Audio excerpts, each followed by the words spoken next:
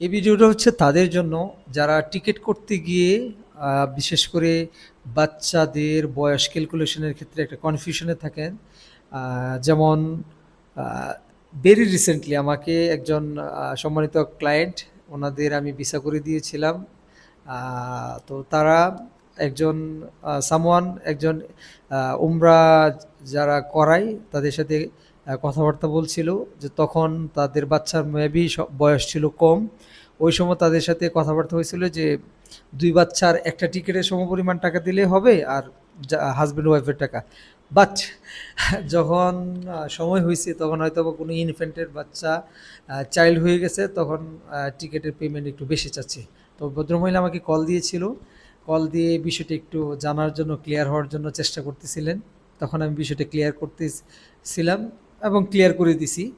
তো এই জিনিসটা একটু শেয়ার করি, পাশাপাশি ওভারঅল কমন জিনিসটা আমি একটু ক্লাসিফাই করে দিই। এয়ারলাইন্সের গ্রামার অনুযায়ী এটার যে গাইডলাইন, এটা হচ্ছে মানুষের বয়সকে এয়ারলাইন্স বিশেষ করে তিনটা ক্যাটাগরিতে ভাগ করেছে। একটা হচ্ছে যাদের বয়স শূন্য থেকে বলা যায় না, কারণ শূন্য তো আর বয়স না, এক থেকে নিয়ে মানে ডে ওয়ান থেকে নিয়ে 23 মাস পর্যন্ত যাদের বয়স তাদেরকে ইনফ্যান্ট বলা হয়।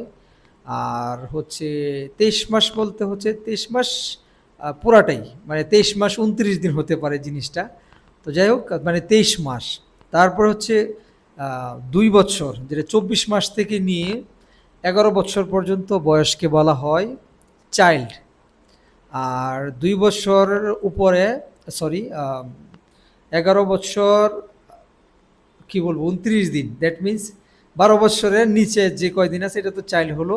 এরপর যে উপর থেকে, অর্থাৎ 12 বছর থেকে নিয়ে আপ টু যতটুকু মানুষের বয়স হতে পারে, যতটুকু ট্রাভেল করে মানুষ যে বয়সে, প্রত্যেকটাকেই অ্যাডাল্ট বলা হয়। অর্থাৎ 12 বছরের উপরে প্রত্যেকটা প্যাসেঞ্জার একজন অ্যাডাল্ট হিসেবে কাউন্ট হবেন।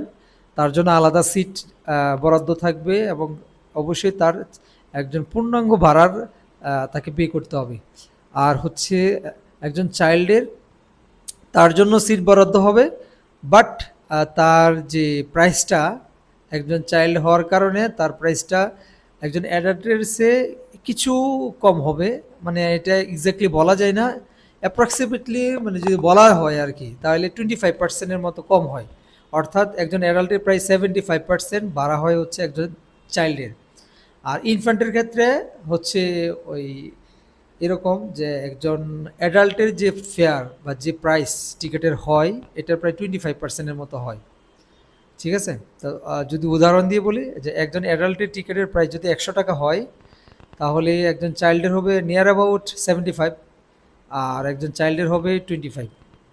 সো তো যারা অনেক সময় শখের বসে বাচ্চাদেরকে সহ ফ্লাইটে চিন্তা করেন, বাট ভাবেন যে বাচ্চাদের হয়তো বা টিকিটই লাগবে না, অথবা লাগলেও খুবই কম লাগবে, এই বিষয়টা যাতে আপনারা ক্লিয়ার হন, এই কারণেই আসলে আমার বিভিন্ন ক্লায়েন্টদের এইরকম এক্সপিরিয়েন্স এবং অ্যাম্বাইগুইটির মধ্যে থাকা, কনফিউশন থাকার পার্সপেক্টিভ এবং ব্যাকগ্রাউন্ড থেকে এই ভিডিওটা করা, যে অনেকে এই কনফিউশনটা এই ভিডিওর মাধ্যমে অবশ্যই ক্লিয়ার হয়ে যেতে পারবেন।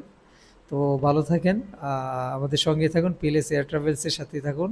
আসসালামু আলাইকুম ওয়া রাহমাতুল্লাহ। আল্লাহ হাফেজ।